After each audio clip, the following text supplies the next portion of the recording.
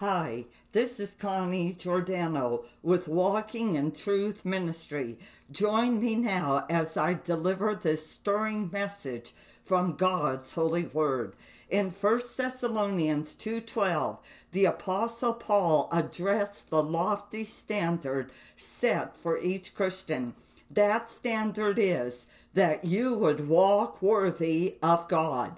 In other words, that you would walk in harmony with his nature, in conformity to his revealed will, in joyful obedience to his law, agreeably to his gospel, not being afraid of truth, and as a person who belongs to God. This walking worthy of God implies energetic movement in a way of progress. It suggests that your life is a state of motion, and it was to this aim that all of Paul's efforts were bent. How would he arrive at this end in the Thessalonian believers?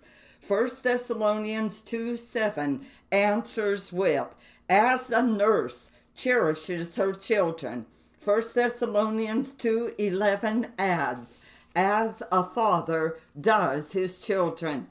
Herein, Paul was instructing all ministers on how to bring all believers to the end of walking worthy of God. At times, ministers would need to resemble the nursing mother in her gentleness, loving sympathy, tenderness of affection, softness of manner and treatment, being patient and bearing with faults and infirmities.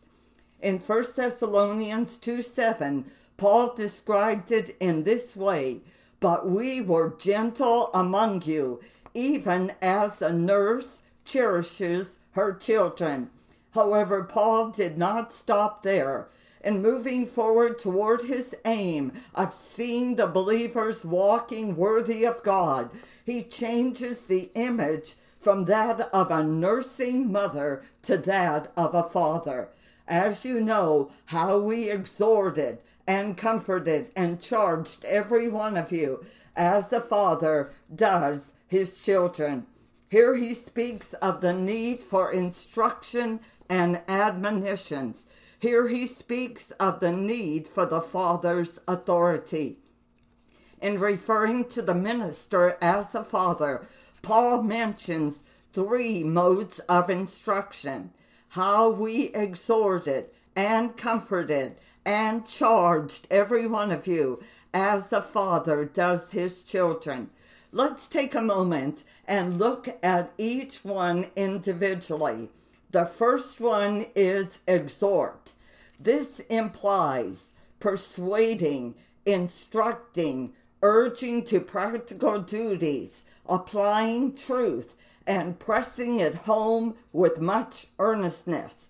Since the children of God are sometimes sluggish and heavy, it implies stirring them up with powerful appeals and earnest expostulations and warnings. And it is all done with the authority of the Father.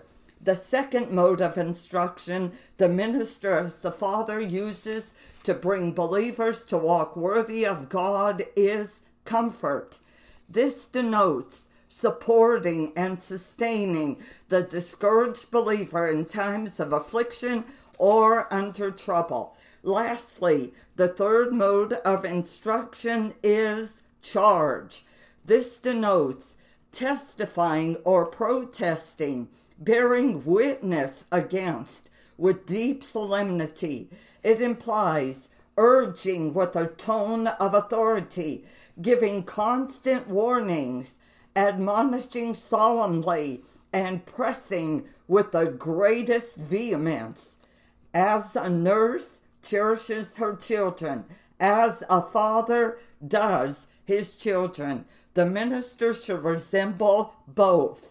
Both are needed in moving the believer to walk worthy of God. But do we have a problem today in that people want the gentleness of the nursing mother, but run from the authority of the Father. Is this why many of today's so-called believers are seeking out churches that will coddle them rather than correct them? As a result, many are not walking worthy of God, as 1 Thessalonians 2:12 directs, that you would walk worthy of God, who hath called you unto his kingdom and glory.